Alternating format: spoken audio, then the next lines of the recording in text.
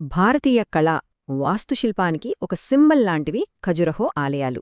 ఈ ఆలయాలు వాటి యునీక్, కొన్నిసార్లు కాంట్రవర్షియల్ ఆర్ట్కి వరల్డ్ ఫేమస్ అయ్యాయి.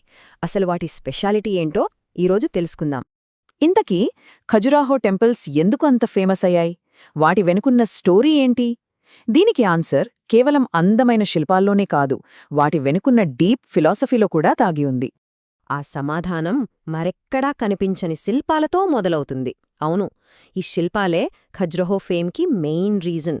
ఇప్పుడు వాటి గురించి కొంచెం డీప్గా చూద్దాం.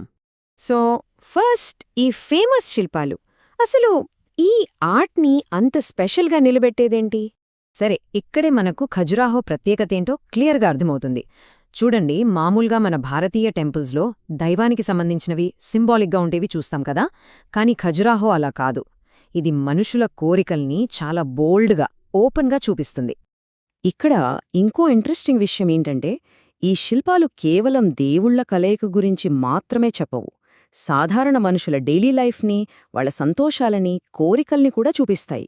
ఇదే ఈ ఆర్ట్ని మిగతా వాటి నుంచి వేరు చేస్తుంది.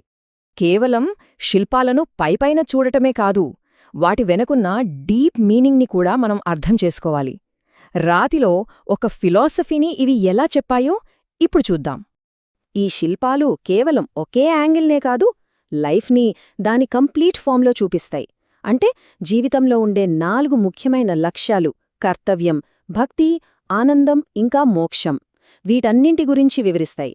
జీవితాన్ని సంపూర్ణంగా చూడాలని ఒక మెసేజ్ ఇస్తాయన్నమాట. ఈ శిల్పాల వెనుక ఉన్న ఒక ముఖ్యమైన ఫిలసాఫికల్ ఇన్ఫ్లుయెన్స్ తాంత్రిక సంప్రదాయం. ఆ దృష్టితో చూస్తే అక్కడ కనిపించే శృంగారభరిత శిల్పాలు పురుష స్త్రీ శక్తుల మధ్య కాస్మిక్ బ్యాలెన్స్కి ఒక మెటఫర్ లాంటివి. అంటే అక్కడ కనిపించేది కేవలం ఫిజికల్ యాక్ట్ కాదు, దానికొక డీప్ స్పిరిచువల్ మీనింగ్ ఉందన్నమాట. ఓకే, ఇప్పుడు శిల్పాల నుంచి మన ఫోకస్ని వాటిని మనకు చూపిస్తున్న ఆ అద్భుతమైన కట్టడాల వైపు మారుద్దాం. ఎందుకంటే ఖజురాహో కేవలం శిల్పాలకే ఫేమస్ కాదు. ఈ ఆలయాలని 9–11వ శతాబ్దాల మధ్య చందేల రాజవంశం కట్టించింది. ముఖ్యంగా 10వ శతాబ్దం వాళ్ల కన్స్ట్రక్షన్లో ఒక గోల్డెన్ ఏజ్ లాంటిది. మోస్ట్ ఫేమస్ టెంపుల్స్ అన్నీ అప్పుడే కట్టారు. ఈ ఆలయాలను వర్ణించడానికి ఒక మాట చెప్తారు: రాతి పర్వతాలలాగా పైకి లేచే ఆలయాలు అని. ఆ వర్ణన వాటి గ్రాండ్ స్ట్రక్చర్కి, ఆకాశాన్ని తాకేలా ఉండే వాటి డిజైన్కి పర్ఫెక్ట్గా సూట్ అవుతుంది. ఈ టెంపుల్స్ని ఉత్తర భారత వాస్తుశిల్ప శైలి అయిన నాగర స్టైల్లో కట్టారు. ఈ స్టైల్ స్పెషాలిటీ ఏంటంటే, శిల్పాలు దాదాపు ప్రతి గోడని కవర్ చేస్తాయి. దీనివల్ల ఆర్ట్, ఆర్కిటెక్చర్ రెండూ వేరు చేయలేనంతగా కలిసిపోయి ఒక అద్భుతమైన విజువల్ని క్రియేట్ చేస్తాయి. ఇంత అద్భుతమైన కట్టడాలు, కళ ఈరోజుకి కూడా మనకు ఎలా కనిపిస్తున్నాయి? కాపాడబడిన ఈ వారసత్వం వెనకున్న కథేంటో ఇప్పుడు చూద్దాం. ఇవి నిజంగా ఒక అద్భుతం.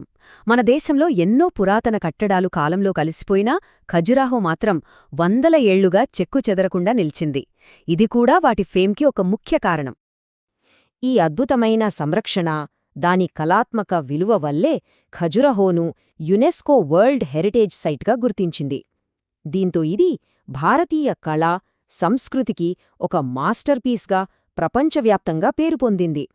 సరే, ఇప్పటిదాకా మనం చూసిన పాయింట్స్ అన్నింటినీ ఒకసారి కలిపి చూద్దాం. ఖజురాహో స్టోరీ యొక్క కంప్లీట్ పిక్చర్ని అర్థం చేసుకుందాం. సింపుల్గా చెప్పాలంటే, ఖజురాహో ఫేమ్ వెనక 4 పిల్లర్స్ ఉన్నాయి. 1 బోల్డ్ ఆర్ట్, 2 దాని వెనుకున్న deep spiritual meaning, 3 grand architecture, ఇంకా 4 దాన్ని అద్భుతంగా కాపాడటం. ఈ 4 కలిసే ఖజురాహోని ఒక యునీక్ మాస్టర్పీస్గా నిలబెట్టాయి. ఖజురహో కథ మనకు ఒక ముఖ్యమైన విషయం గుర్తుచేస్తుంది. ఆర్టంటే కేవలం అందం కాదు, దానిలో లోతైన కథలు, ఫిలాసఫీలు దాగి ఉంటాయి.